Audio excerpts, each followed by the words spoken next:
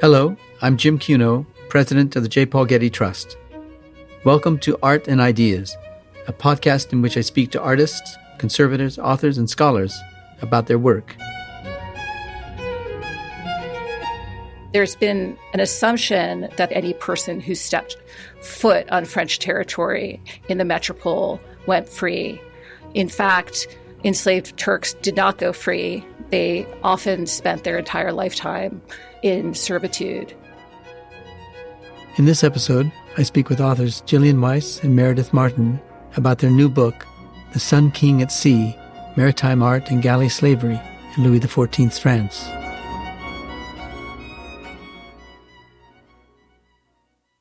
Studies of the art and culture of Louis XIV's era have privileged Paris and Versailles to the neglect of the port city of Marseille. The recent rise of material culture studies, as well as art history's global turn, have broadened this view. In their new book, The Sun King at Sea, Maritime Art and Galley Slavery in Louis XIV's France, Gillian Weiss and Meredith Martin focus our attention on the many fluid interchanges between Paris and seaport cities in 17th century France. They highlight in particular the lives and labors of enslaved Turks, who were enlisted to help build and decorate ships and other art objects created to proclaim the power and glory of the Sun King. I recently spoke with Professor Weiss of Case Western Reserve and Professor Martin of New York University about their new book, published by the Getty Research Institute. Thank you, Meredith and Gillian, for speaking with me in this podcast episode. You introduce your book by describing the Musée d'Histoire de Marseille, which opened its doors in 1983. Describe the museum for us and tell us why you opened the book that way. The Marseille History Museum might be one of the only museums in the world that's housed in a shopping mall. And it's there because a series of modern excavations unearthed some Greek archaeological remains on the site. The museum also happens to be located near several locations that are important for our book.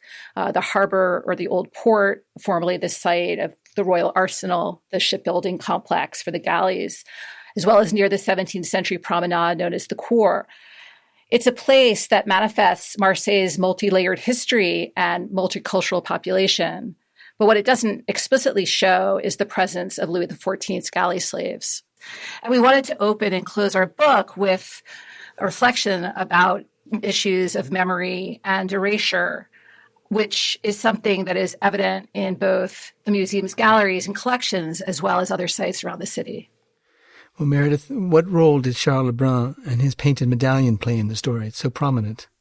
Yes, it's actually on the cover of our book, and we describe it in the introduction. But in fact, our entire project and collaboration was prompted by an informal email exchange we had about this painted medallion, which appears on the ceiling of the Hall of Mirrors at Versailles, and which represents Louis XIV subjugating three dark-skinned, shackled men who are all wearing turbans. I came across this image in a Google search, and I emailed Gillian to ask her about it, since I knew she'd written a book about the reverse phenomenon of Frenchmen enslaved in North Africa. And she identified it as representing the thousands of so-called enslaved Turks who were mostly Muslim and who were captured or purchased to be brought to France during Louis XIV's reign. These men were forced to row a new fleet of galleys that the French monarchy had built as a way to try and dominate Mediterranean trade, but also to represent Louis XIV as a kind of Catholic crusader. And we started looking around for more images of this phenomenon, and we discovered that it had in fact been represented in a really wide range of media: ship design, maritime weapons and treatises, as well as medals, paintings, and prints. But the fact that there seemed to have been so little written about it is what prompted us to write this book. Many of us have long admired the Maria de Medici cycle of paintings in the Louvre, while overlooking much of what you now draw our attention to. Describe those paintings to us and tell us why they're so important to the thesis of your book. So this was a really large, monumental cycle of 24 paintings that Maria de Medici, who was an Italian-born Queen of France, had commissioned earlier in the 17th century. And most art historians argue that she did so as a way to tell her story, but also to kind of celebrate and legitimate her rule. Her former husband, the King of France, had been assassinated, and she had been serving as the regent for her young son.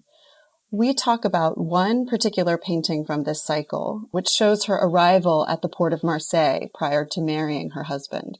And this was a huge event that was celebrated with great fanfare and with a lot of maritime spectacles. And probably the most famous of these spectacles was her own ceremonial galley, which Rubens depicts in one corner of the painting. And he also shows some of the enslaved oarsmen who rowed it. And he represents them as enslaved Turks or enslaved Moors. Once Marie de' Medici became the Queen of France, she commissioned another ceremonial galley to keep at the port of Marseille. And at one point, she wrote to her uncle, the Grand Duke of Tuscany, to send her enslaved Muslims from the Medici port of Livorno to row this galley. And this is important to our book because it shows that there were earlier precedents, actual precedents as well as artistic precedents for enslaving Muslims throughout the Mediterranean, that Louis XIV didn't invent this phenomenon, but he was inspired by it and he took it to new heights. And he was also, of course, personally influenced by Marie de' Medici, who was his grandmother. I mean, you can see that influence in the Hall of Mirrors at Versailles and in other artistic commissions. Gillian, tell us what a galley is, how big it is, what it looks like. So a galley is a kind of Mediterranean oar-powered vessel that also used sails occasionally when there was wind available. And it had a pointed prow that was used to ram ships during battle. There was a plank that went down the middle that soldiers would walk on, and just slightly below sat the rowers, who were generally chained 5-person to a row with depending on the size of the galley, between 25 and 36 rows. And there also in the front of the galley was a tented area where the commander would give the instructions to the crew. And one thing actually that we write about in the book is the way in which, in a lot of ways, the architecture of the galley resembles that of a church. So in a certain way, it's a little bit like the priest at the front who is standing and giving a sermon is a little bit like the officers telling the rowers what to do. And they, in fact, are pushing forward on their front legs on sort of like a pew, something called a pedang, as they lean into the row to power the galley through the water. So the galley is a martial ship, is that right? Well, a galley is both a ship of war and a form of a prison, as well as a boat that transported goods as well as dignitaries from port to port.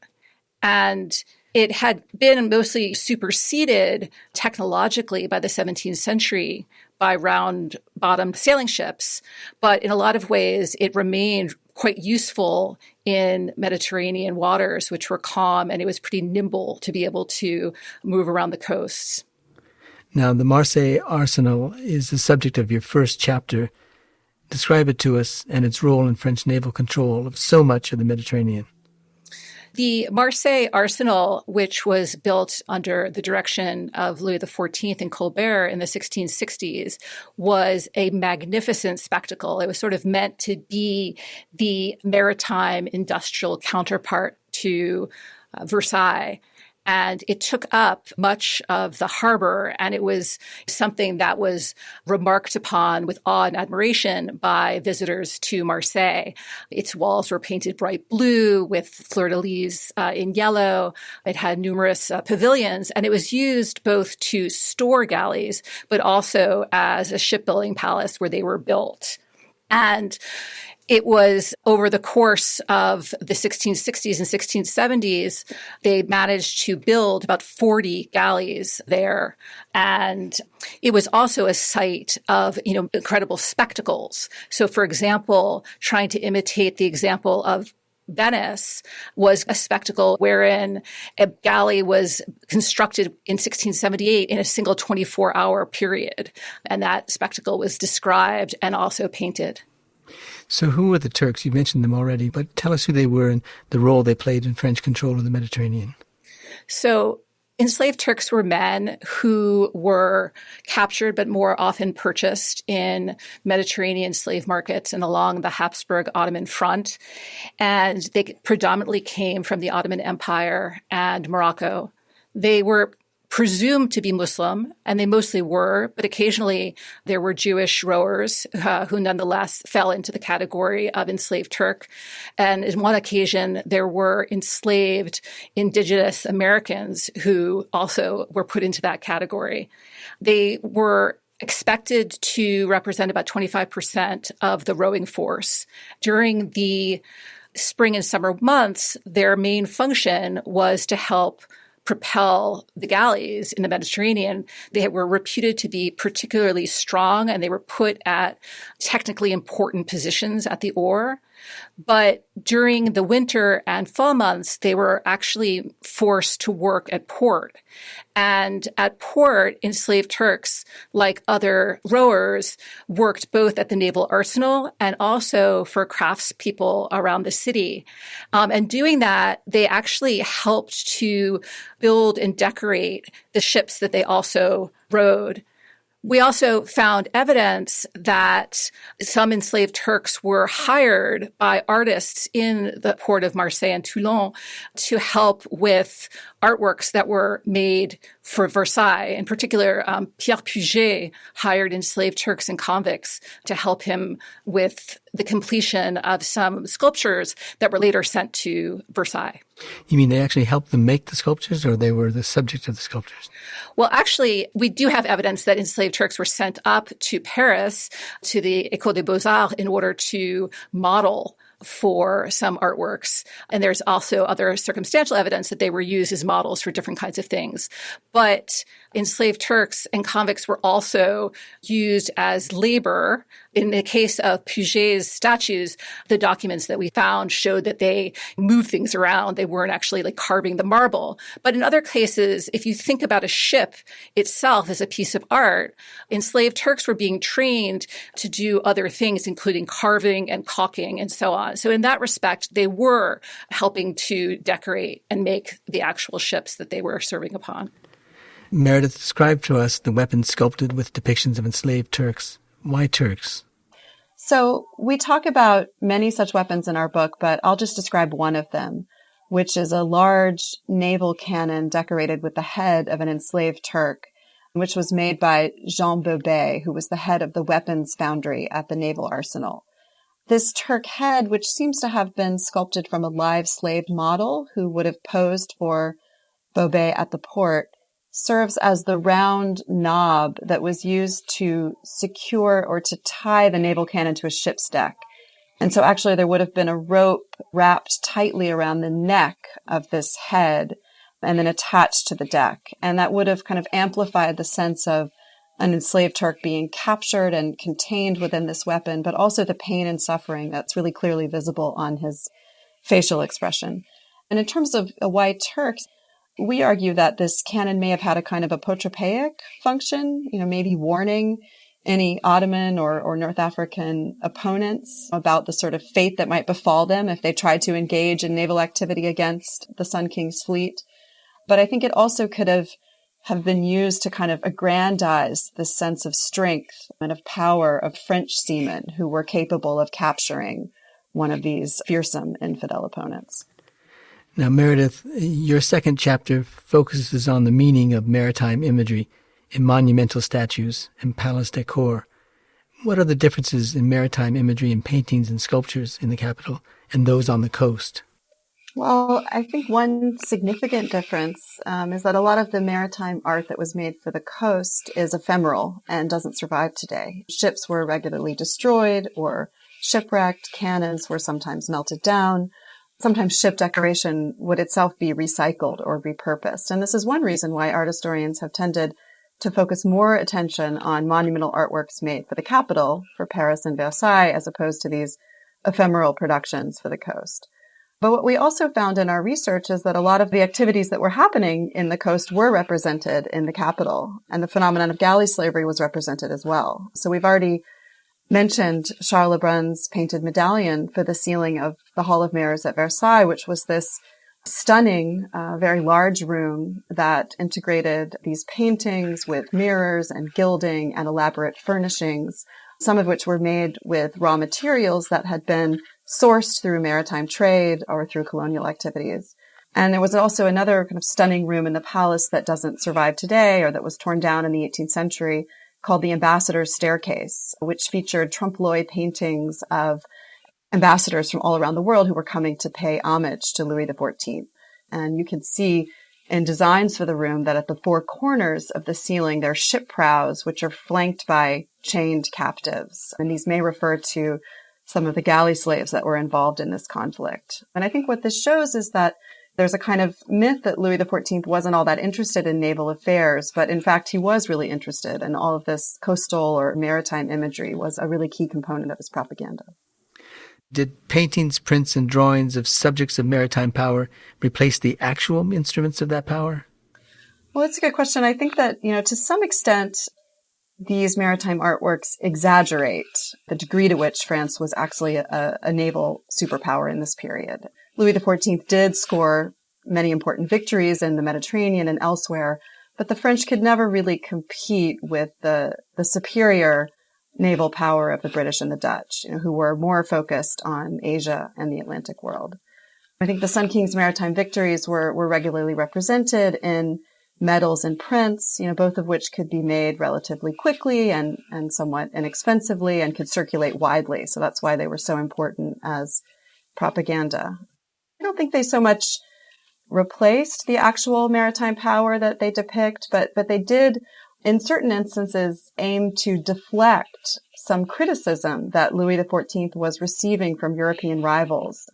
And these rivals created their own kind of maritime imagery and satirical medals and prints that poked fun at Louis XIV and suggested that, in fact, he wasn't as powerful as he was claiming to be, and also that he was double dealing, that he was claiming to be this kind of Catholic crusader, subjugator of infidels, but in fact was signing political and commercial agreements with the Ottoman Empire and with various North African states. So there's an interesting kind of market at the time, both for these very honorific images of Louis XIV, but also an interest in this satirical counter-imagery too.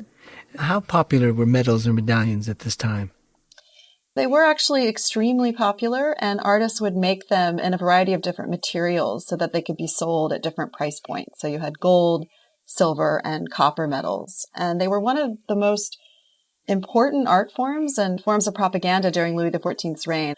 Of course, satirical medals that attacked the Sun King were also really popular. These were made mostly in Germany and in the Netherlands, and royal censors tried to keep them out of France, but it's quite clear that they made it in and circulated. And in fact, it seems that Louis XIV really enjoyed looking at some of these satirical medals, and that his garden designer, André Lenotre, kept a collection of them. And there's a funny anecdote or a quote from the time of Lenotre kind of running up to Louis XIV and showing him one of these satirical medals and saying, "Sire, this is one that's certainly against us." Now, Gillian, did this business that we just talked about include imagery of chained convicts? And if so, why? So the first thing I think I need to clarify is that while 25% of the rowing force on the royal galleys were made up of enslaved Turks, the other 75% were made up of convicts. And these were people who were convicted of some extremely serious crimes, but also some very petty ones. And after the 1685 revocation of the Edict of Nantes, which made Protestantism illegal in France, a portion of the convicts who were sent to the galleys were convicted for the crime of Christian heresy. And so in our book, we reproduce an engraving from 1686 that depicts enchained Protestants being marched to the galleys. But in fact, what was also extremely prominent, apart from these engraved images, was the spectacle of actual convict chain gangs leaving a central holding pen in Paris and being marched from the capital through France along established routes to the coast and to Marseille and the galleys. Now, tell me a bit more about that. So in Versailles, there were these showplaces of maritime wonder that were decorated with images of enslaved peoples. But there were actually enslaved peoples in Versailles or in Paris, in the streets of Paris. Yes, as Gillian mentioned, there were enslaved oarsmen who were sometimes integrated into spectacles in the capital and who were also brought to row a model galley that policed the waters of the Seine. And at Versailles, you also had actual enslaved oarsmen who were integrated, not just represented in palace decor, but actual people who were brought up from Marseille and Toulon. Louis XIV and Colbert, in an attempt to kind of showcase Mediterranean power at Versailles, created a whole miniature flotilla of the Sun King's naval ships, including a model galley that was used for nautical or maritime spectacles that were shown to foreign ambassadors and visiting dignitaries, including, ambassadors from Spain and Algiers who were meant to kind of see and maybe like re-experience recent maritime conflicts that they had had with France. And the monarchy actually purchased more than 50 so-called enslaved Moors who may have been from West Africa to row this model galley. And these men may have also been forced to participate in court masquerades and in festivals that took place at Versailles. The model flotilla on the Grand Canal was primarily a form of performance art, but sometimes there were actual ships that played a military role at Versailles. The monarchy tested out bomb ketches, which was a new type of ship that had been invented to carry out several bombardments against Algiers that the French undertook during the 1680s. And I think it's interesting that many courtiers at the time recognized that there was a kind of fine line between these political performances and actual military activity. And in fact, the 17th century French writer Jean de La Fontaine is quoted at one point as saying that, all of Louis XIV's entertainments or divertissements resemble war. Now, Gillian, how familiar then were people in Paris with these kinds of demonstrations and there were demonstrations as described in theatrical sense? Were they available to people in the streets? Well, for literate people, all sorts of Mediterranean events and spectacles were described in great detail in gazettes and the Mercure and other newspapers. It kept people up to date about Mediterranean battles and bombardments, about visits of ambassadors from North Africa, dignitaries also from other parts of the Ottoman Empire, peace accords that reproduced the text of the accords, the liberation of French slaves in North Africa, the conversion of enslaved Turks in Marseille. There was also a boom in published narratives in the 17th century that described both captivity and liberation from North Africa, as well as just travel to different parts of the Mediterranean. So for the literate reading public, there was a lot of material available.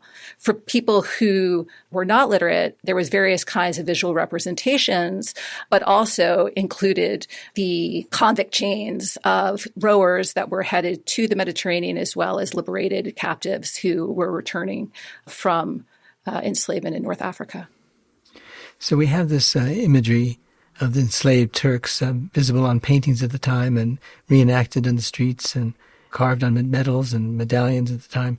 What role did imagery of enslaved Turks play in churches? So churches throughout the Mediterranean, notably in Naples and in Malta, feature depictions of enslaved Turks.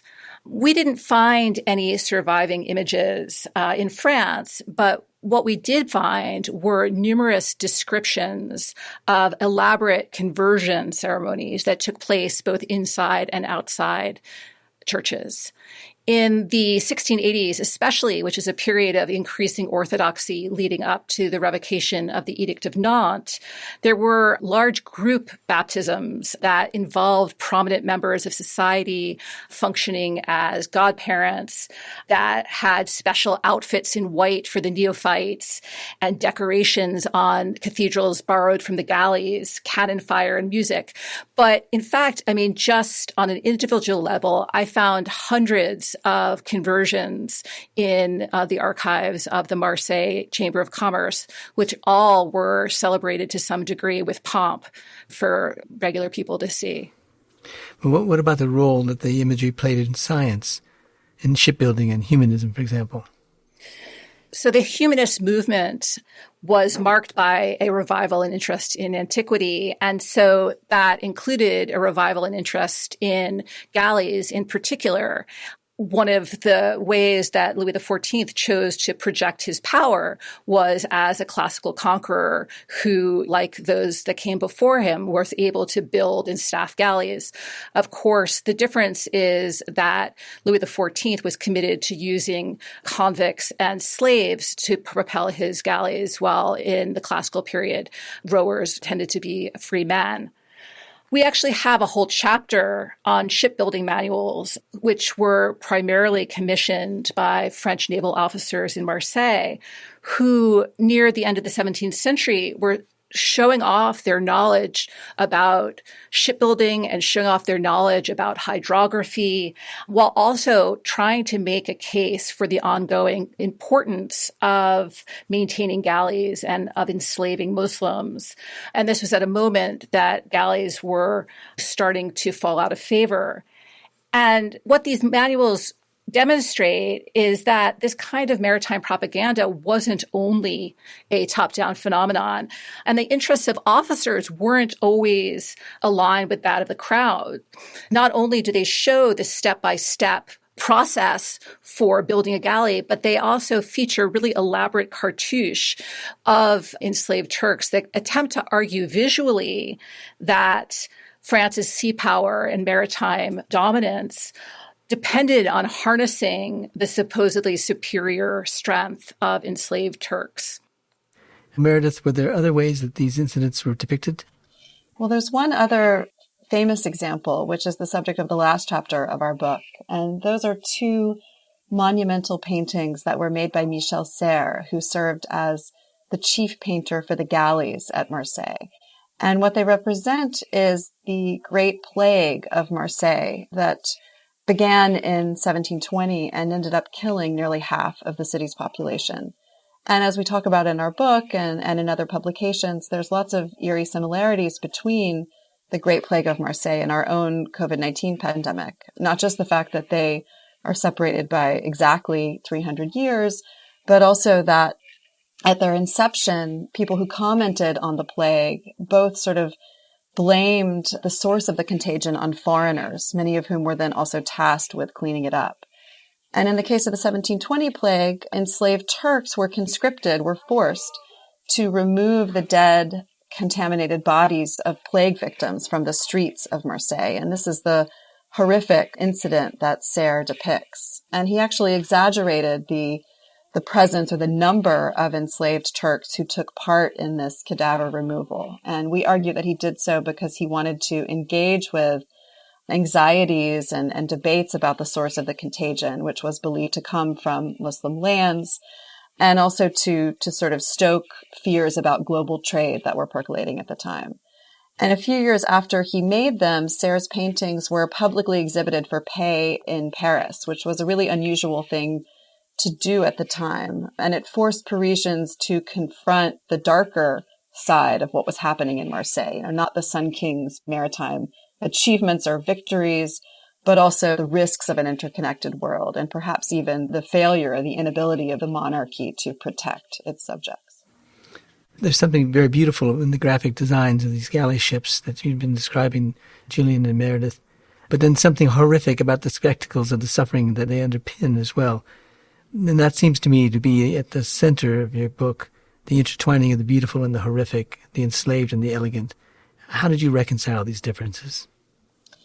I think we don't try to reconcile them so much as to put them in dialogue or even in tension with each other. Many of the most celebrated or beautiful artworks of the past have a really ugly history, and revealing that history maybe or arguably tarnishes their image, or maybe tarnishes the Sun King's image. But we think it also offers a much deeper and richer picture. And this is obviously part of a much larger conversation that's happening right now with regards to the way that historical artworks are displayed in museums, as well as the way that monuments are contextualized or even maintained. And we want our book to be part of this larger conversation, but at the same time, we want to draw attention to the specific phenomenon of enslaved Muslims in France, which really hasn't received very much attention at all, who we really feel deserve their due. Julian? Right now in Marseille, there's a little bit of a remnant of the arsenal that still stands by the port. But there's very little signage to indicate what happened on that site. And in fact, the only public signage that makes any reference in Marseille to enslaved Turks is from what turns out to be apocryphal site of a supposed Muslim mosque in the arsenal. So I think, again, that one of the things we're interested in thinking about is why the presence of enslaved Turks has been so forgotten in France.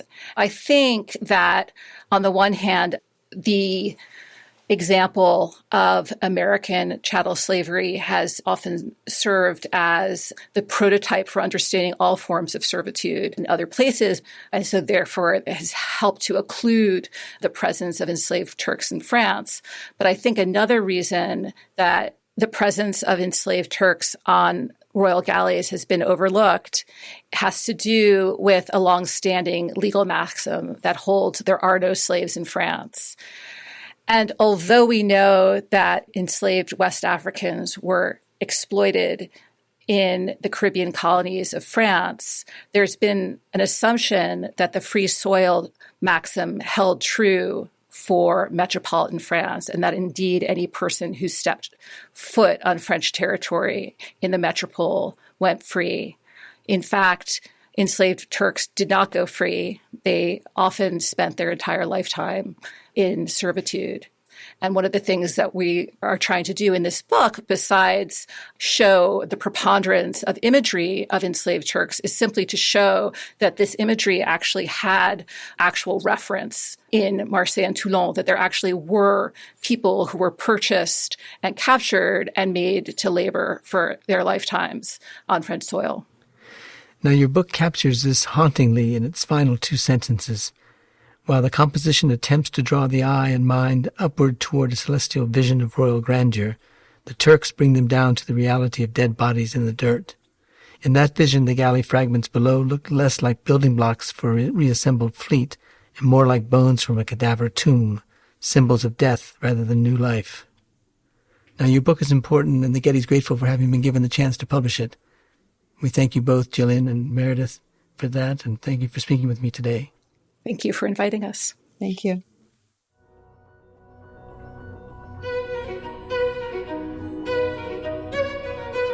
This episode was produced by Zoe Goldman, with audio production by Gideon Brower and mixing by Mike Dodge Weitzkopf. Our theme music comes from the Dharma at Big Sur, composed by John Adams for the opening of the Walt Disney Concert Hall in Los Angeles in 2003, and is licensed with permission from Hendon Music. Look for new episodes of Art and Ideas every other Wednesday. Subscribe on Apple Podcasts, Spotify, and other podcast platforms. For photos, transcripts, and other resources, visit getty.edu/podcasts. And if you have a question or an idea for an upcoming episode, write to us at podcasts@getty.edu. Thanks for listening.